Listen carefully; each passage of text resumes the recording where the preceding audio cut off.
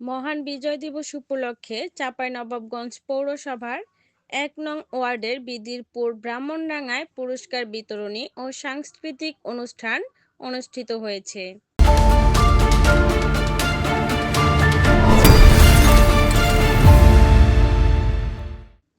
শনিবার রাতে ব্রাহ্মণডাঙ্গা আশিনা আমবাগান যুব সমাজের আয়োজনে বিভিন্ন প্রতিযোগিতার বিজয়ীদের হাতে পুরস্কার তুলে দেওয়া হয়। অনুষ্ঠানে প্রধান অতিথি ছিলেন পৌরসভার সাবেক প্যানেল মেয়র মোসাম্মদ নাজনীন ফাতেমা জিনিয়া।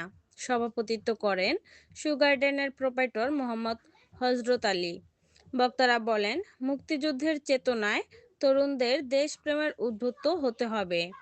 পরে স্থানীয় শিল্পীদের পরিবেশনায় সাংস্কৃতিক অনুষ্ঠান উপভোগ করেন দর্শনার্থীরা। চাঁপাইনবাবগঞ্জ থেকে মাহিদুল ইসলাম, ফরহাদ।